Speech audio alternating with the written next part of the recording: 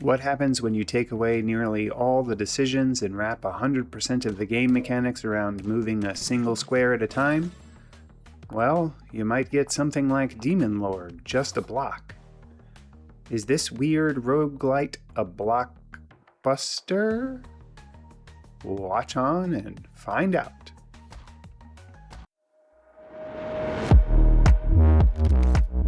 My name is Thoraxe, and this is Strategy for Busy People. If you've got a few minutes, I'll tell you what to play. Note, I take journalistic integrity seriously. The developer's marketing agency asked me to take a look at this game, but I don't let that influence my opinion. On this installment of Strategy for Busy People, we are taking a look at Demon Lord, Just a Block by U-Wave. I put just about an hour into this game.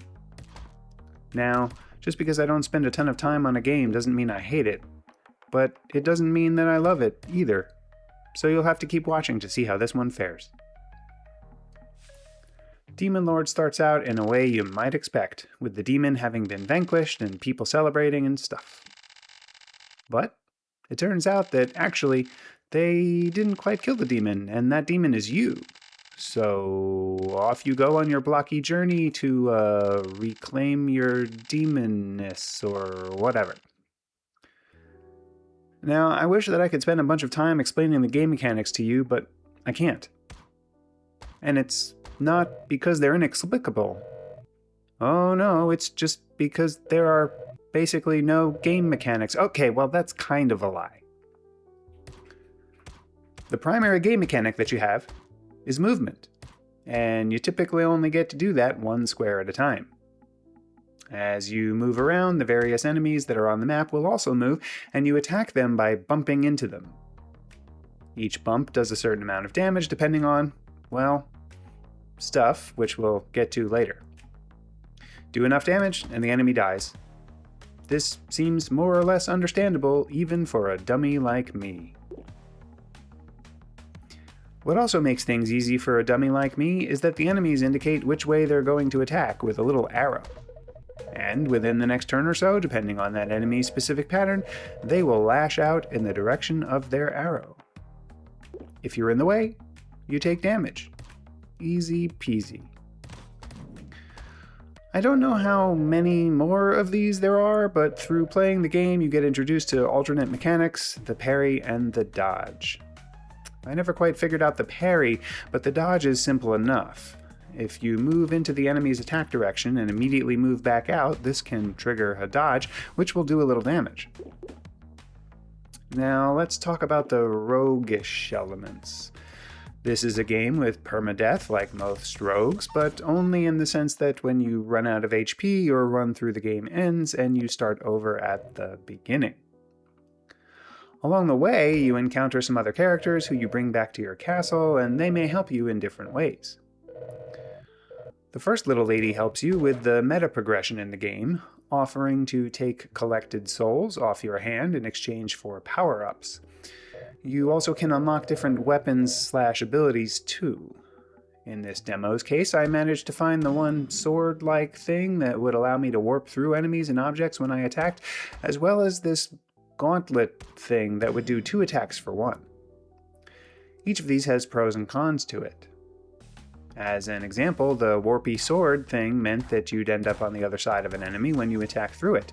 That sounds cool, but sometimes that would put you right into the attack of the enemy behind it, which is definitely not cool, so some planning is in order. Also in the rogue space, you've got a couple of things going on. Firstly, at the end of each map, you are greeted with one or more choices of where to go next, which brings you to various places where you can collect additional power-ups. These power-ups come in all different shapes and sizes, but generally speaking, you would get some effect that would happen after a specific event. Drop lightning bolts or bombs after moving a few places, shoot bats after taking damage, whatever. The longer your run lasts, the more opportunities you have to collect these various power-ups, which can turn into a real smorgasbord of carnage. When you're dropping a bunch of bombs just for moving and then dropping random lightning bolts when enemies get dispatched, things get wild pretty fast. On the other side, you have quite a lot of different rooms to encounter along your travels. there was a slot machine and a sort of arena betting match, the obligatory coin and souls rooms, and so on and so forth. While I never made it to the 19th hole on a run, presumably that would unlock the next location or something, I don't know. Hey, before I give my final verdict, if this is your first episode, this one's free. But if you've watched me before, we're going to make an agreement. You help me level up by clicking subscribe, and I'll keep making these videos. I'll spend the time playing the games and making content that I hope you'll like, and you'll return the favor, okay? Leave comments, tell me what you think. It's all good. You just agree to engage. That's all I ask. The final verdict. If you like rogues and meta progression, and you're looking for something cutesy that feels kind of like Castlevania and Zelda had a deformed nightmare love child, Demon Lord Just a Block has a fair bit to offer. It'll be interesting to see just how big the game is when the full game comes out, but the demo certainly could keep you entertained for a while. On my trademark 3-point score scale of avoid, meh, and I forgot to eat, there was in fact a ham that I encountered that would attract the enemies to it, but it wasn't particularly edible on its own. I did have fun, but unlike some other roguelites that I've played recently, Demon Lord just didn't keep me interested enough to want to try to get to that 19th hole.